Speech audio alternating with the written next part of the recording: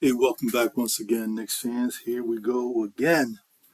Um, you know, Last time I put out a video, there were some rumors by some guys. I guess it was some guys that have a talk show out, I think out west, maybe it was in Utah, where they thought they heard that basically the deal was done and it was a haul. And honestly, that made me nervous. I'm like, holy crap. It's like I just don't want the New York Knicks to get basically fleeced on this trade. Because it kind of looks like that's where, obviously this guy that they're dealing with, that's what he wants to do, right? Honestly, for me, the picks, that's one thing because, in my opinion, I think a lot of the picks we're getting from other teams, I mean, yeah, they're first round picks in name, but a lot of those picks are protected, right? Some of those picks are protected, so how valuable is it really? I'm sure Utah also knows that as well. And so we have our own picks, which are unprotected. And so, but it just makes me nervous. It's not really just about the picks that makes me nervous. The thing that really makes me nervous is actually the players that they're looking for. And just kind of, we're going to kind of go through. First thing we're going to do is go through the previous, um, a couple of superstar trades that happened in the last couple of years and see what these players commanded in terms of talent going back the other way or draft assets going the other way. And we're also going to look at basically the current players that it looks like the Utah Jazz are looking for, the players that are on our roster. We're going to look at Emmanuel Quickly, Obi Toppin, and Quentin Grimes. And we're going to look at to see, look at their stats. We're going to look at some efficiency scores, like we're going to look at the PIE and the PER, and we're going to compare that to Donovan Mitchell's PIE and his PER. We're also going to compare it to Rudy Gobert's. Rudy Gobert is no longer on the team. He's not a part of this trade, but we're going to look at it because it's kind of like coloring. It's almost like it's I feel like it's influenced basically the marketplace for what they feel like they need to get for Donovan Mitchell. Because I think they're on, they feel like, okay, what they're trying to project is Donovan Mitchell is a better player than Rudy Gobert. As a result, you guys, since we got like 5 first round picks from Minnesota for Rudy Gobert, we need to get at least 5 first round picks for Donovan Mitchell. So we're going to be looking for probably 7 or 8 first round picks. Plus, we're going to be looking for all your firstborn son, your firstborn, second, and thirdborn sons for the New York Knicks. Heck no. The Knicks definitely should not do that. And so we're going to look at these players, look at their stats, and see how it matches up because we want to see how the production stack up, right? Versus, you know, uh, basically our players versus this guy we're trying to get down to Mitchell. Look, he's an excellent player. I would love for him to be on the New York Knicks, but obviously we do not want to overpay. And so the thing that brought this up, because there's even more rumors today, I think there was one from Tommy Bear where they're talking about how it's close to 90% done. And and some of the names he threw out there that may be included, like I think he was saying like Obi was in on there. Man, if they trade Obi in this along with a bunch of first round picks, they're it's crazy. They're overpaying. I'm gonna tell you guys right now, I think people are really underestimating it. This kid is gonna be really good. If they trade Obi Toppin, they're gonna really seriously regret it.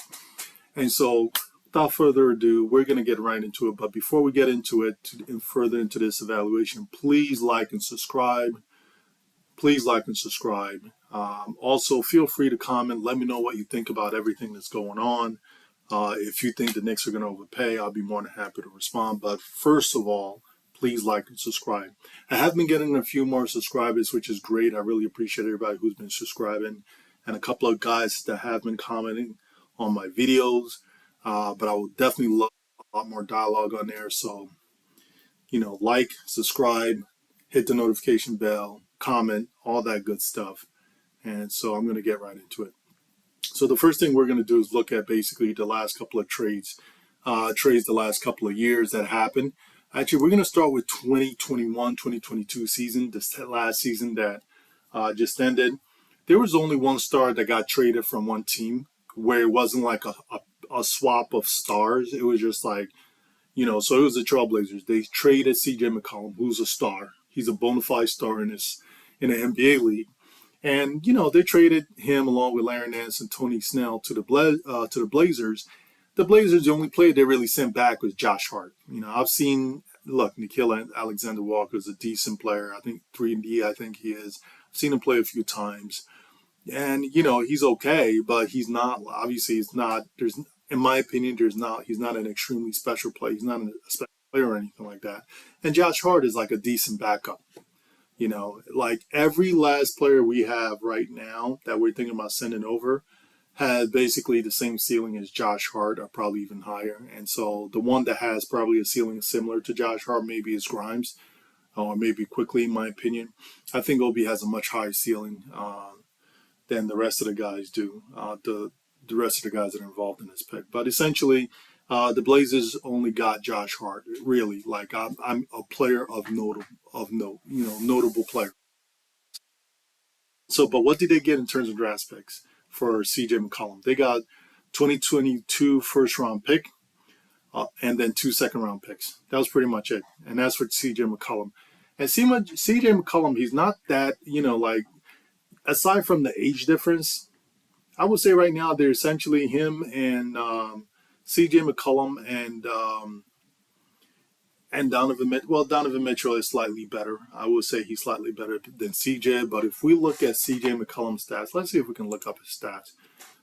He might be, actually, CJ might be better. Let's look up his stats and see how efficient he is. CJ McCollum. We're going to be looking for basketball reference.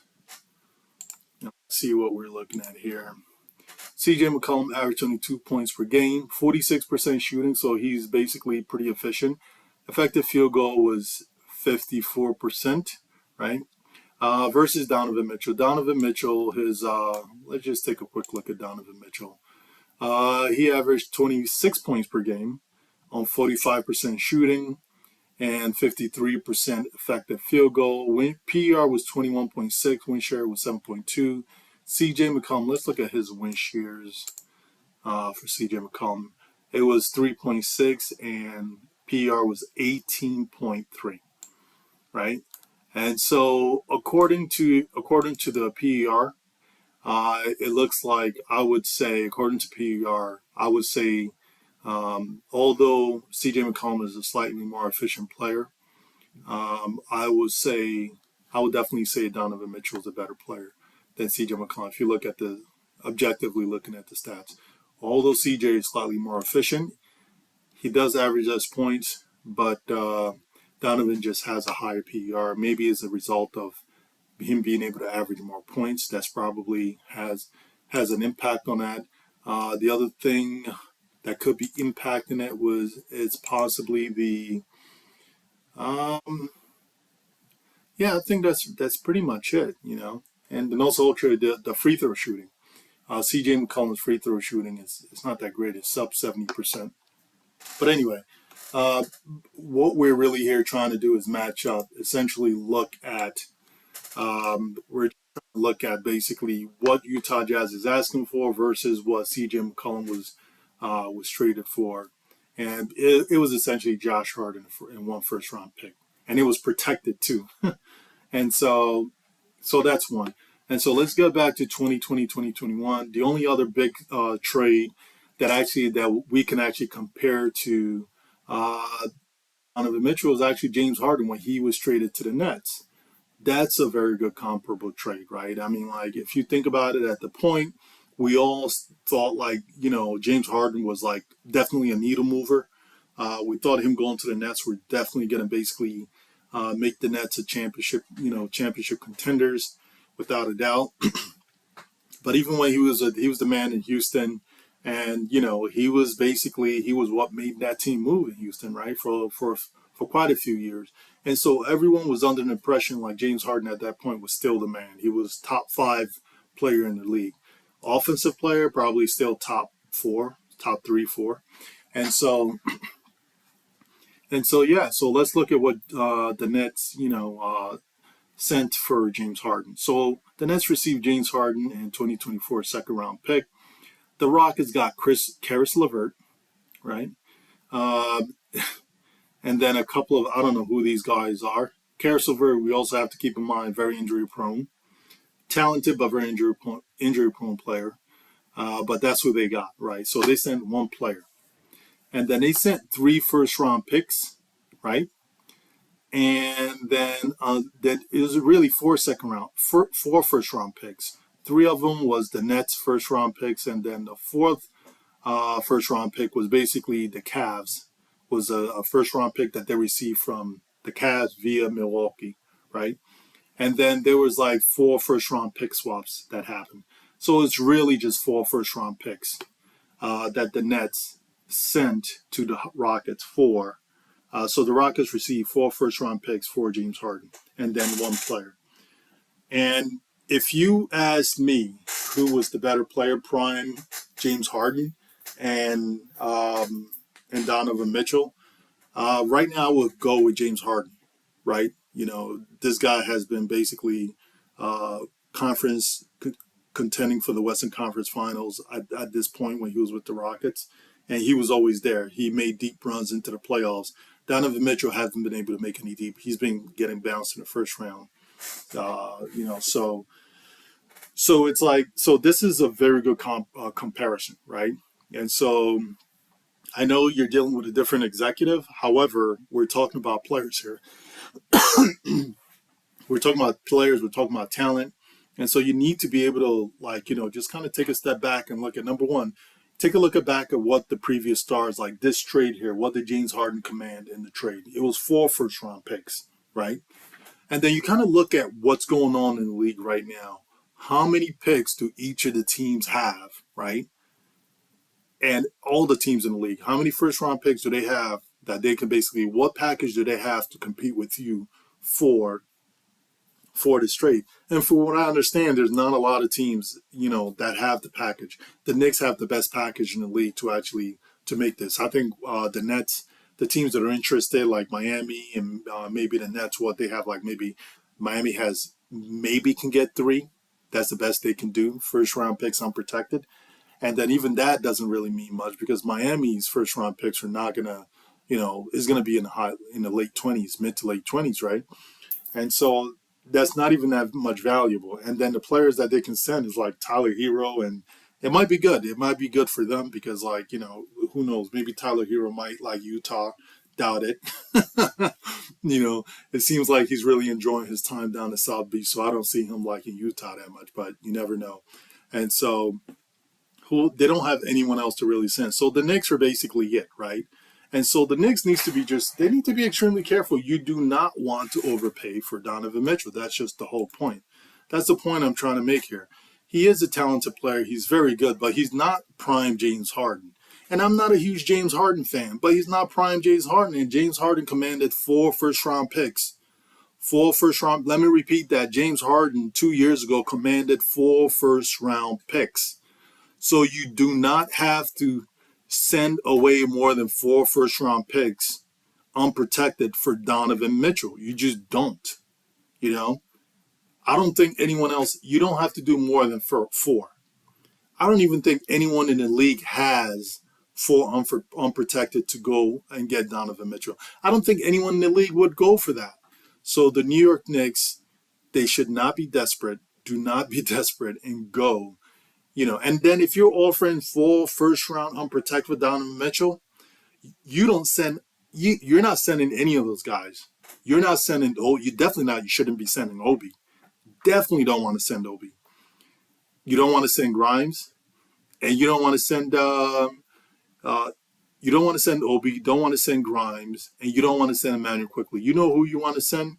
Look, I've been a big Cam Reddish. I feel like if he was working with Tibbs in the offseason, there's a good chance he can actually beat out Quentin Grimes next season for that for his spot, because he's just a much more versatile defender. He's just a way better defender, and I think we tend to really overrate Quentin Grimes on the defensive end. However, on the offensive end, I understand what people really like about Quentin Grimes. I do like he's very low usage as well. He's a great spot-up shooter, right? He's really good.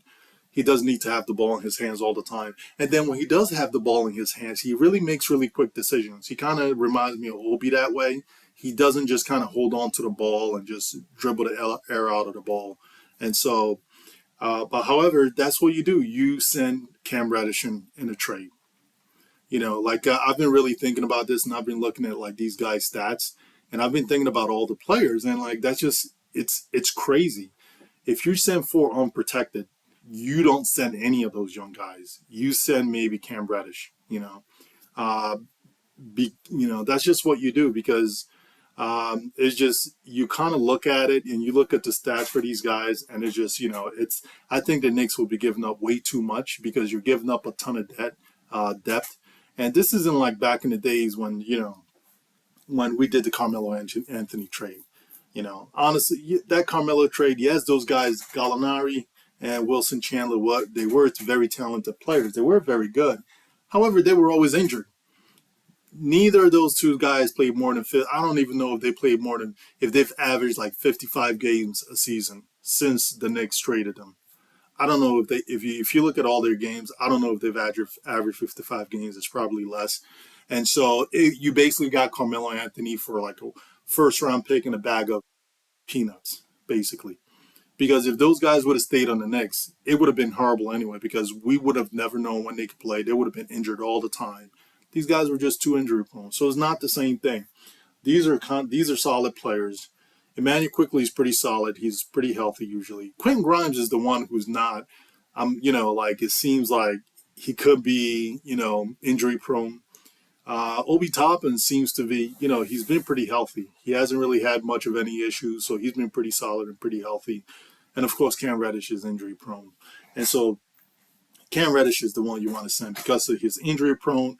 And then also, if you look at the efficiency stats of all these guys, Cam Reddish actually has the lowest. Is the lowest. So let's start with Donovan Mitchell, right? We have Donovan Mitchell right here. He's averaging 26 points a game. His PER is 21.6, right? And and they want, what do they want? Like 7, 8 first round picks, and then they want our firstborn, secondborn, and thirdborn sons. No, they can kick rocks. That's just not going to happen. His PER is 21.6. That's pretty decent, pretty good, right? And we're going to look over at NBA.com, looking at his PIE, 13.5. The PIE, the difference between PR and PIE tries to take into account the defense, right? And so when you take into account the defense, that's why you see this huge gap between PER and the PIE. Because one takes into account defense, the other doesn't, right? And so now keep in mind his PIE is 13.5, PER is 21.6, right? And so they're trying to make everyone believe he's a much better player, a much bigger impact player than Rudy Gobert was. And this is how you know when they basically traded Rudy Gobert that it was done, that they were going to basically dismantle all of it because it looks like Rudy Gobert was like a big part of that system that they were running, a big part of their ability to win ball games. And so let's get to Rudy Gobert. Right off the bat, look at the PER, 24.7. So his PER is even higher than Donovan Mitchell. And the PER, I don't think it factors in the defensive statistics. Average about 15 and a half points per game. Total rebounds about 15 rebounds per game. Well, this guy just he was just he was basically 71% field goal shooting, like over 15 and a half points per game on 7. That's a big deal. People don't realize on this efficiency, 15 and a half points is a really big deal. And so that's what helps give them this like large, almost 25 PER, right? And so compared to Donovan Mitchell's PER, 21.6, and Rudy is basically almost 25. So you're looking at basically about four difference of about 4. Now let's look at Rudy Gobert's PIE, 17.7. Let's look at Donovan's PIE, 13.5. So it's about a difference of about a little over 4. So that's why I think it's really interesting. It's really important for the Knicks to keep this in mind because they're trying to make it seem like Donovan Mitchell was I mean, look, I do think he's probably the better. If you wanted to start with a piece, you do want to. So I would start with a Donovan Mitchell before I start with Rudy Gobert. I do believe that. However, it's however. You can't let them basically fleece you because of like they're trying to say like he's that much better than Rudy Gobert. He was that much more important than Rudy. So because they got for 5 first-round picks for Rudy Gobert, and because they were basically negotiating with a desperate Minnesota team who wanted to desperately take that next step right away. Um, hey, look, that's on Minnesota, but it doesn't mean that the Knicks have to basically follow suit and be just as desperate and do the same thing. So it's very important for the Knicks to basically not do the same thing, right? And so now let's take a look at some of the players that they also want. I'm not I'm not too overly concerned about the picks. I just want to make sure the Knicks don't trade too many unprotected first. I think basically they should maybe go like the three, maybe two of their own unprotected first. They have the Milwaukee unprotected first they can put in the package, and so that's three unprotected basically, because that Milwaukee was like top three protected, so that's three, and then they can take one of the Dallas picks and make that four. They should not give away more than two of their own unprotected picks. They definitely don't want to do that, and they should just cap it there at four, right? However, the thing that bothers me is the players, like I said, that they won. Like, let's look at these players. Obi Toppin. Obi Toppin hasn't been getting much chance, much minutes with the Knicks, right? And it's a problem. And it's a Tom Thibodeau problem, right? And so, but you can see the talent is there. The efficiency is there. The decision making is there. You just look at the PERs, 18.3. His production is just like really freaking good. That's the measure of his per minute production standardized. The league average is about 15, and so this is really impressive. This is good for someone who gets very inconsistent minutes. That's really good. You do not want to trade. You don't want to put this in that package. Sorry, you definitely don't want to put this in that package. When you have these kind of trades with these kind of stars, and you're bringing a star to your team, you don't give away quality players. You just don't do that because you need something to move forward with. Like I said, you look at that Nets trade when they got James Harden. The only person they gave away was like Karis LeVert, who plays like 35 games a season, and then they gave away basically four unprotected firsts. That was it. That's all they gave away. So you don't give away Obi Toppin because number one, he's healthy. He can give you the production. The stats show that he can be a very productive player. We've seen the last few games, like when he played, like the last couple of weeks, when he was getting over 20 minutes the last couple of weeks in the season, he produced. He was averaging like over 20 points per game. So he's a very productive player. He's going to be a very good player in this league and could end up being a star in this league. You don't trade Obi Toppin. Only a moron would trade Obi Toppin. And this is where like our everyone loves Brock Aller and like the our analytics squad. I'm not buying that. Like everybody kissing this analytics team's rear end. I mean, this. Like, let me repeat this. This analytics team brought you guys Evan Fournier and I can't even remember the Kemba Walker. That's who brought you that they brought you those two players. That was their move. They thought for the Knicks to take the next step and get to the second round, they said we need Evan Fournier and we need Kemba Walker, and that was going to do it. And so that's why I'm like I get really nervous because when it comes to things like this, analytics is involved. Do they really know how to value these players? Do they really understand the statistic that we're using to value these players? How well do they really understand it? Because it's really tough. It's really tough to kind of like to understand the math, and then also to kind of like see, does the math match up to what you're seeing on screen, right? It's very difficult sometimes. And so I just don't trust them because the first move they've made was I thought was garbage. Everybody loves these guys, but I thought that Fournier and Kemba move was just straight garbage, and it was coming from them. And so, I'm just I'm just nervous about this because of that, right? And so we look at Obi Toppin's, his PIE is 12.9. That is not that bad. That's pretty good.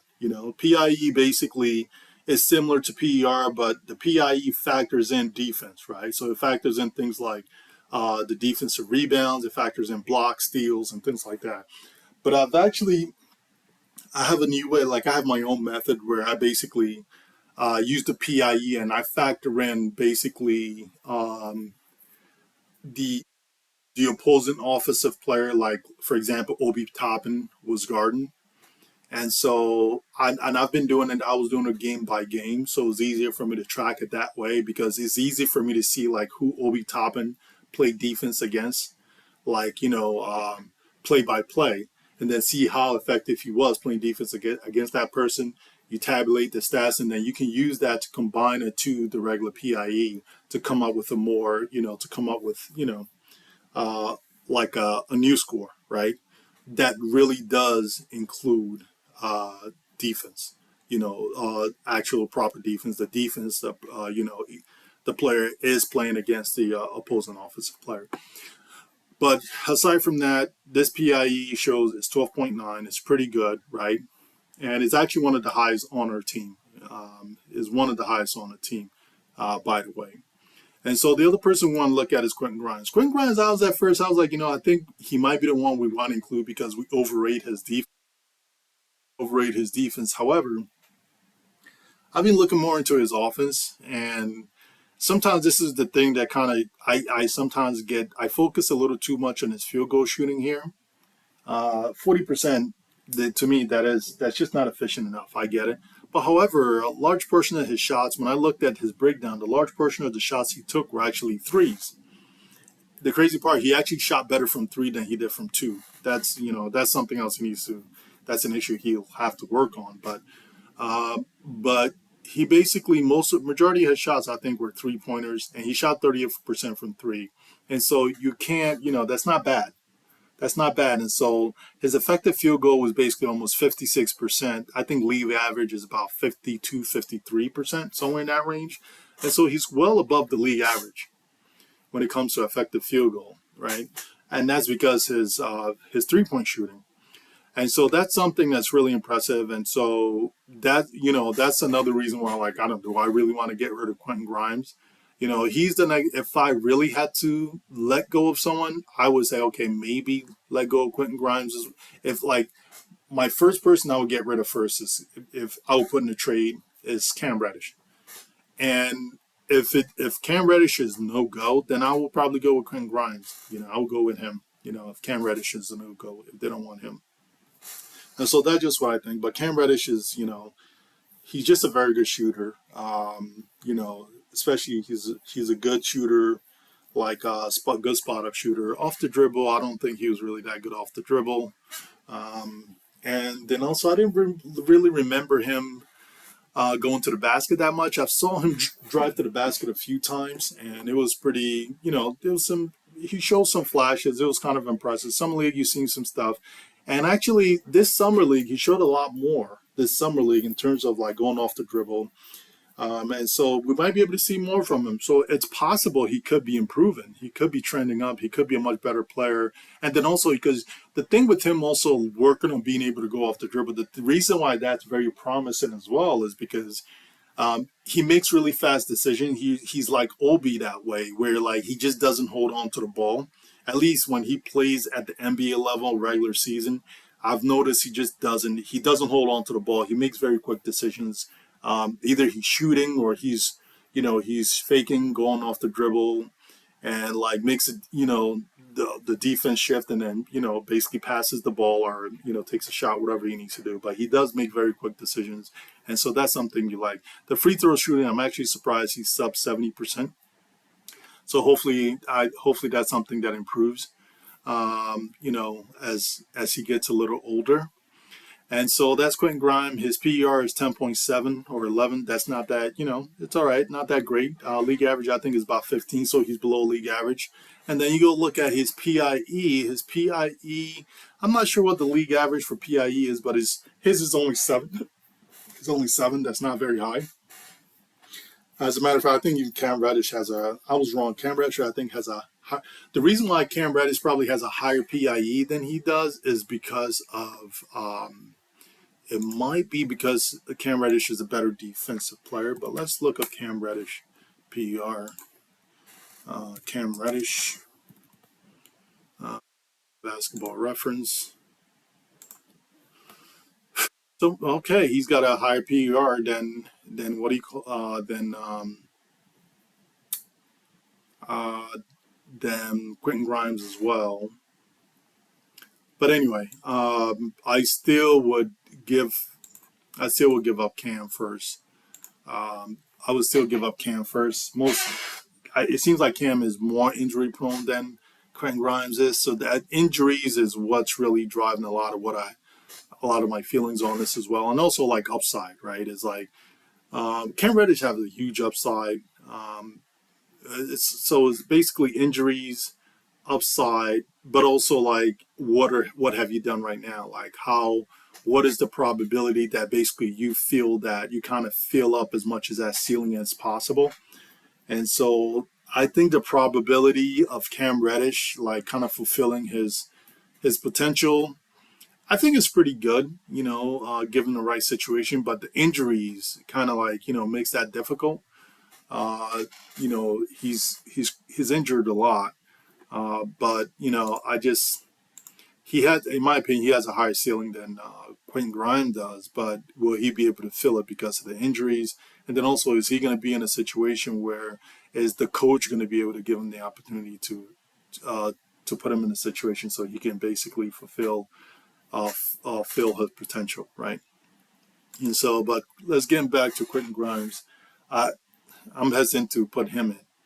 I think Cam Reddish, like I said, is the first one I will put in. And if Cam Reddish is no go, maybe Quentin Grimes.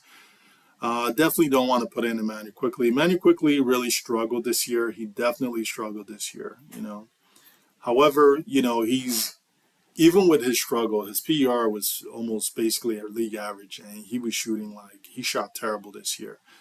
Barely league average from 3-point shooting. Barely, like his field goal percentage was sub 40%, just not very good.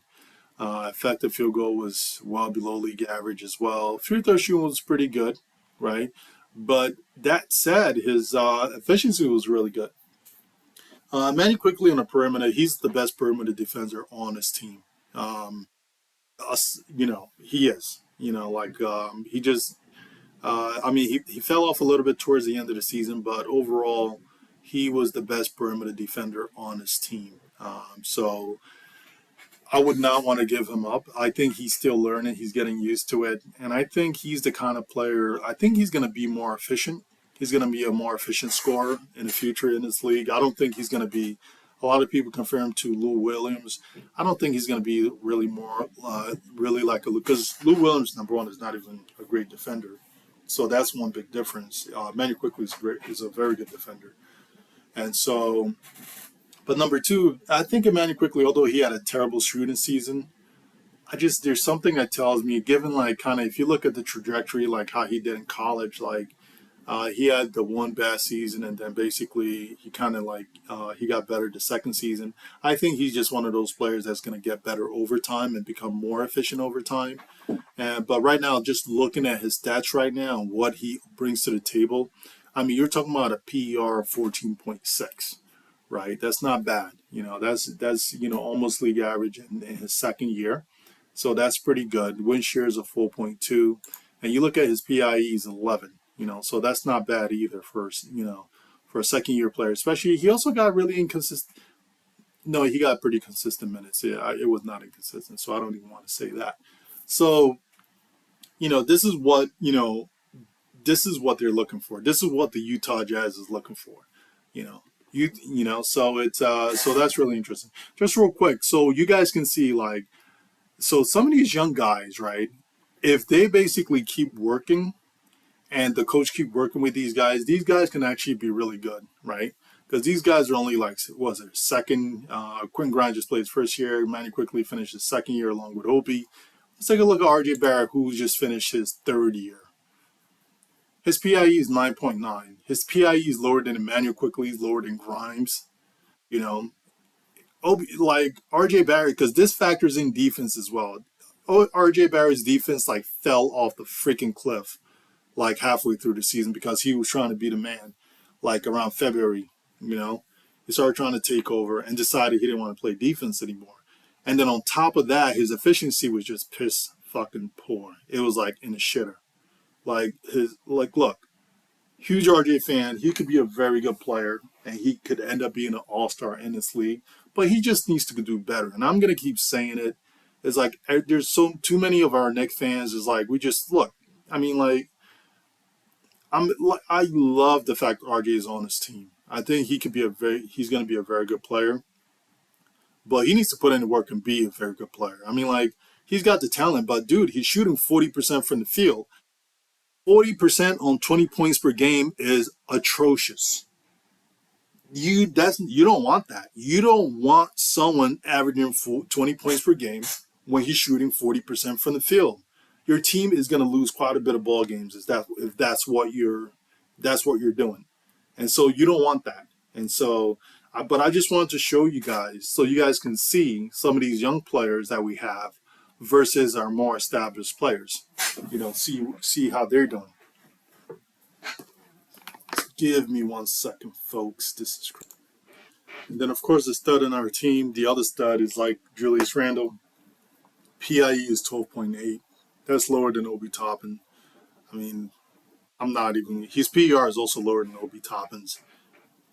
No need to say more. Look, I mean, I hope he has a great bounce back year, and we're really looking forward to it. If he can shoot about 44, 45% from the field, if he shoots 45% from the field on, like, let's say 22, 24 points per game, I think the Knicks are going to be pretty good. We're going to be all right.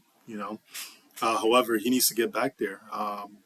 But there's not going to be a lot of pressure on him to do that anyway this year because they have Jalen Brunson now, who's also a very efficient ball player, and hopefully he'll be willing to let Jalen Brunson set him up so he can just take some easy shots. But the whole point of this is just to kind of like have you guys look at some of these stats. I mean, some of you, like you guys, I know a lot of people look at these stats like PIE and PER and they like dismiss it. These are important. These are basically, it's a way for you to compile. You take a look at all the traditional stats that you have on a scoreboard. You're kind of compiling all of it, right? And you're kind of adding them all up together, and then basically factoring in like inefficiencies like turnovers or missed free throws or even mixed field goals, whatever it might be, to kind of figure out what kind of impact each player is having on the game. So these stats are they're valuable. It does mean something, and so it's very good to look at these stats, right? And then we already looked at Cam Reddish, took a peek at it. So, but the whole point of this is like, so now we want Donovan Mitchell, right? PER 21.6 and PIE of 13.5. Look, you just kind of have to, although Donovan Mitchell combined right now is going to be a more impactful player than like two of our young guys combined. But although we don't really know that because we don't even play our young guys enough. Because if we were playing them enough, honestly, if IQ and Obi was starting, we probably would have more wins this season. The previous season, the season that just ended.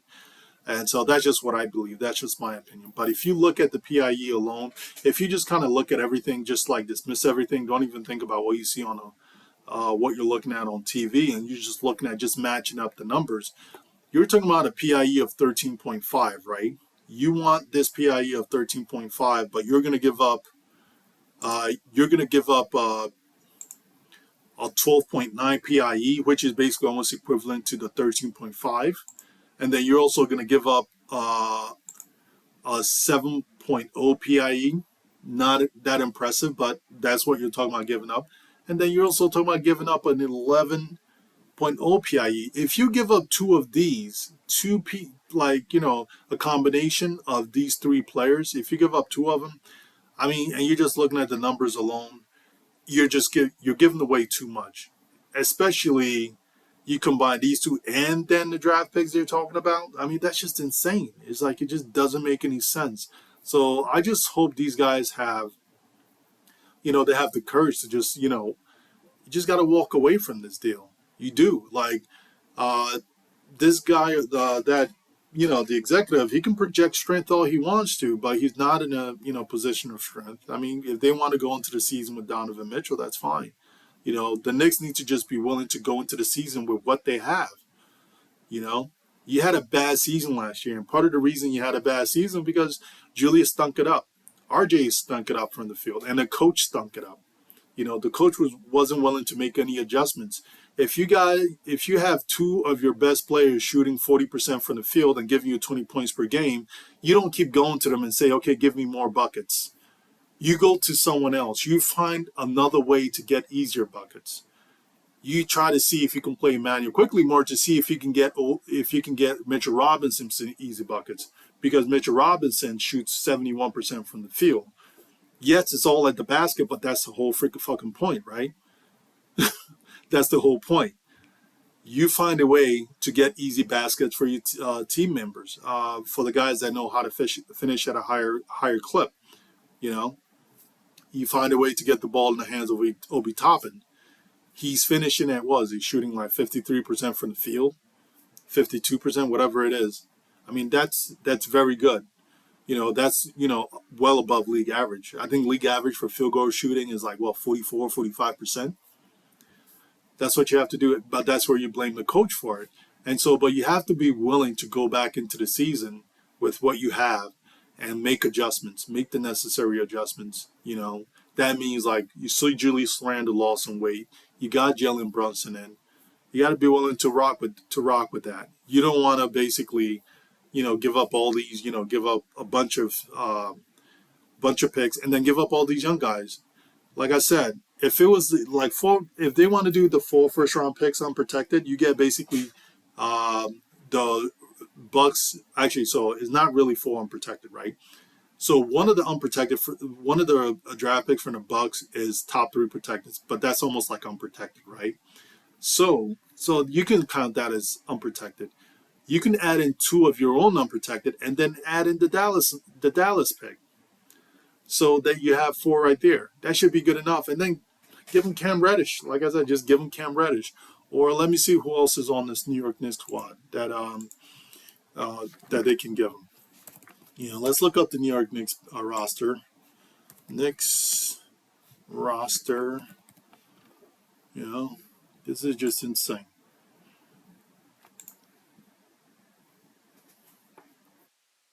So this is from Hoops Hype. So look who we have here on this roster. I mean, obviously they'll have to give us some people, right, for the salary. So obviously Evan Fournier is one person you can definitely give up, right? Uh, Evan Fournier, and then of course Cam Reddish, right? I mean, that's good enough right there. Evan Fournier is a pretty good player. He's not old, right? And it helps with the salary anyway. And then you can I mean, like, if they get these 2 players, I mean, that's a big win for them. Plus 4 first-round. I mean, that's just like insane. And then they probably need to ask someone else for this to work. Um, so it's Cam Reddish. So this 6 million. Wait, so it's almost 6 million. It's not 6. It's 5.9 plus 18. So let's say 6 and 18. That's 20, almost 24, 23.9. But I think they got to send in like 24.2 or something like that. So unfortunately, it's going to have to be probably Miles, you know, unless they send over. I don't know if they're able to trade Trevor Keels, because I think Trevor Keels puts them over. Either Trevor Keels, or if they, I don't know. I don't know if Ron Hunt works. I don't know what the rules are, but I think they might be able to include Trevor Keels, maybe. Either Keels or McBride. So that's kind of where it stands. That's really where it stands. But the whole point is, like, do not give away 2 of the 3 young guys you have, and then give away all that draft pick. They just need to be willing to just walk away. Like, I mean, don't. But the thing that concerns me too is, like, I'm really concerned about their ability to look at advanced statistics and really use it to evaluate players. And it sounds crazy coming to some guy who's just doing, YouTube part time, but I don't know. Some of them, some of the mistakes they've made, you know, so in the past makes me feel like, I don't know, makes me think they don't really understand it that well. At least they don't understand how to use these stats to figure out like how much impact each player can really have on your team. You know, or at least how to evaluate the players to see how well they fit on your team. And so that's pretty much what I have, guys. Please like, subscribe. Let me know what you think. Am I crazy here? Am I crazy about this? Should they just walk away if they, if they don't want to budge? Like I said, I mean, the Knicks needs to let me just repeat it again. You know, it's got to be the only thing they should be giving up on us is like Evan Fournier, Cam Reddish, and maybe either Trevor Keels or McBride. That's it. That's it. Quentin Grimes should be off the table. Obi should be off the table. You know, and IQ should be off the table. You look at other draft pick of the drafts where you bring in where you bring in a talent like a superstar. Like I said, James Harden was the last one, and it's like they sent Karis LeVert, who's averaging like 30 games a season, and then I don't know, two players I've never heard of, and then four unprotected. That was it. The Knicks need to follow suit. They need to do the same thing. Right now, like to make this out, the fact that you're going to send Evan Fournier and like let's say Evan Fournier, Reddish, and I mean that's really good. That's a really good package for them, and they should be happy with that. And they don't want it, they should tell them to kick rocks. I don't want to belabor the point, but that's pretty much what I got, guys. Let me know what you think. Please like, subscribe. I'll talk to you guys again soon.